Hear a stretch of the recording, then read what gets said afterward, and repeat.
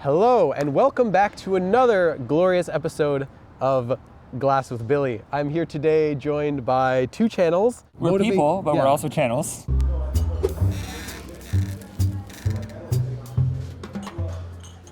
Yeah, Motivate Korean Yeah.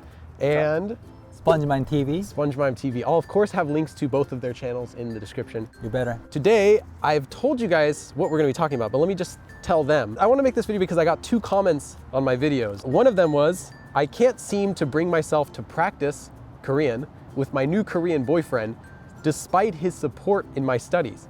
And another comment was similar, said, I can read and understand Korean very well, okay, but only over texting.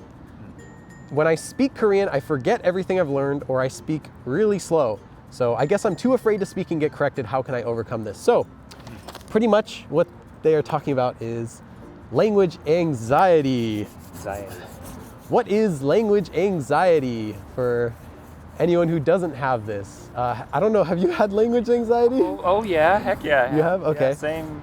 Of course. You're Korean. With You- English. With English. With English, Yeah. sure, okay. Yeah, of course. Okay. Korean, when A you ton. speak Korean, do you have anxiety? No, not anymore. Yeah. Oh, okay. You're good. I overcame it when I was 3. Yeah. Pretty much you get really nervous when you're trying to speak, and this makes people who are normally okay at Korean suck. Yeah. Completely can't do it at all. Yeah. And why do we get that? Why do you think so many people get language anxiety? I'll start with that one. Yeah. I think it's because we're so used to being comfortable in our native language, or relatively comfortable, that wherever we go, we don't have to think, and just the words we need come out. But when we're learning a language, we have to put a lot of effort into getting those words out and putting them in the right order and making it clear and polite and, trying to accomplish the sending of the message. And that's a huge task to do with something that's still relatively new in your mind. It's not a part of you yet. So you feel really uncomfortable Yeah. with using Korean or another language, and that makes you, get anxious and unable to say what you want to say. I think so, yeah. Do you have a different answer? Do you have another reason? I mean, my viewpoint is, I think it's about the unrealistic expectation. Okay. Because you're speaking your native language very fluently, like, without worrying about making Thank you. mistakes. Oh, no problem. Yeah. You speak English so well. Yeah. I know. Where did you learn it? Yeah. We have this unrealistic expectation about our second language. So since I'm speaking the native language fluently, I should be speaking the other language fluently as Okay. well, even subconsciously, right? Yeah. But the reality is not there yet. You are still learning, and there's still a lot of expressions you don't know. There's a lot of pronunciation you make mistakes with. That reminds me, when I was a little kid, even when I was like 7 or 8, I couldn't speak as well as the adults English. Oh. We're talking about English here. Yeah. And when I'm sitting at the table with all of them and they ask me a question and everyone's looking at me, Yeah. that's a very similar feeling to when Yeah. I was learning Korean Right. and everyone's staring at me and I'm Being trying a child. to, as a kid, we worked hard to get to that point with our English, and we learned all these words and read all these books and tried to sound smart. So to lower yourself down back to a baby where you say like, I eat, yes, you feel... Don't make fun of my English.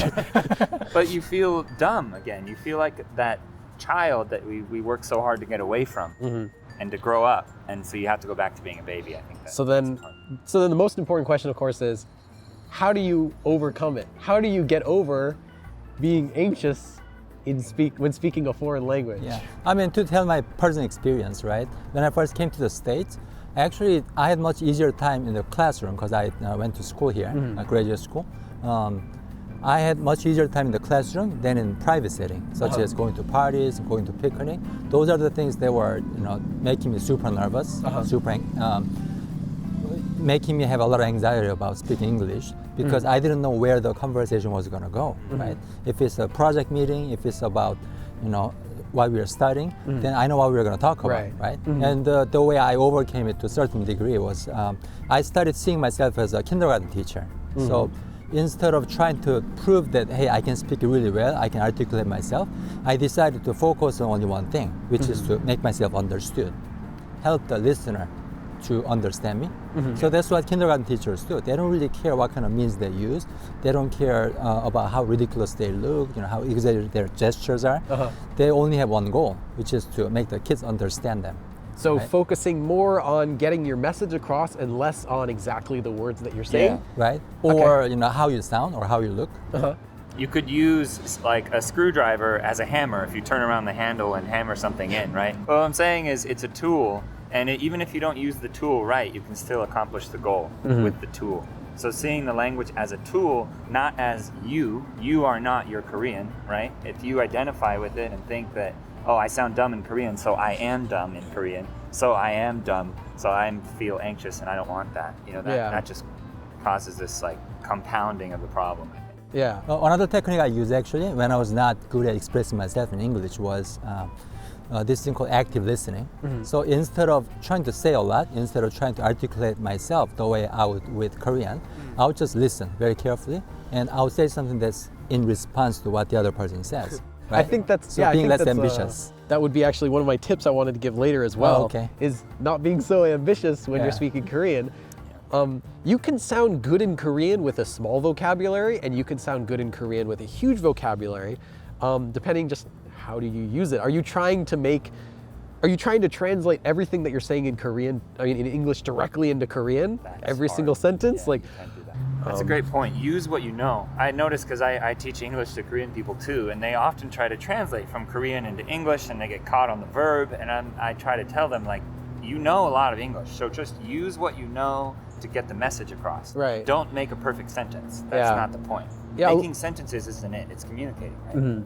I don't know if there's some of you watching, you might think, oh, but Billy, you make Korean videos. You are on YouTube and you have a website and everything.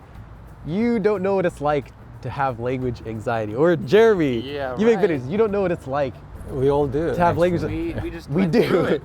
We did it. Man, no way. If you watch my earlier videos on my channel, you'll see that every take is like less than 3 seconds because I would do the same take 20 times or 30 times and cut out the one that I didn't mess up on because I'm so nervous in front of a camera normally.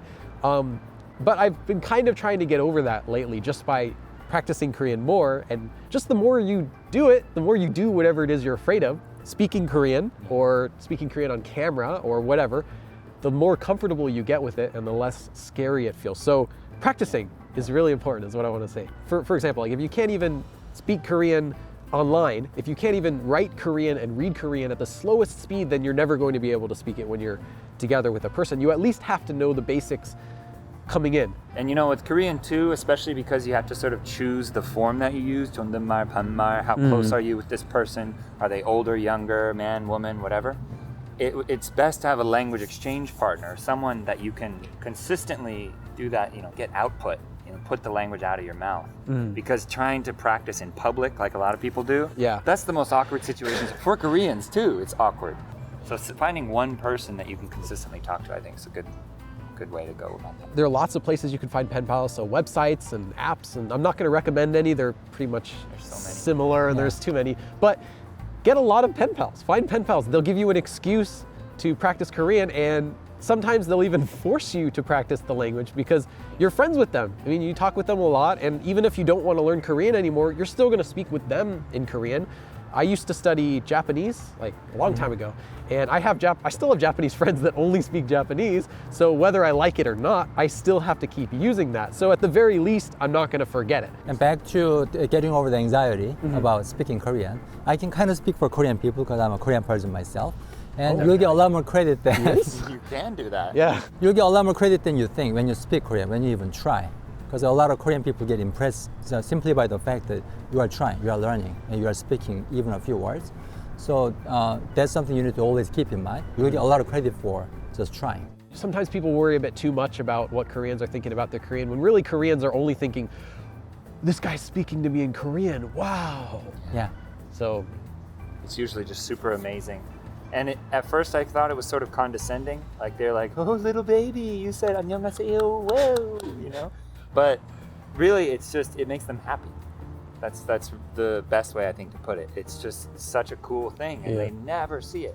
Korea is a small country, and Koreans still see it very amusing that so many people are trying to learn it. Right. And they're still having difficulty understanding why it's happening this way. Yeah. So those are some tips. If you have any additional tips I didn't mention, feel free to mention them in the comments. And thanks for watching. If you like what you see, make sure to subscribe not only to my channel, but to SpongeMind's channel and to Motivate Korean's channel. I'll put those links again in the description. You want when it's mentioned that we're going to do videos, one in Korean. Oh yeah, yeah, I yeah. might want to see you speak Korean now that we talked about it. That's right. Oh, I don't know. I'm kind of scared.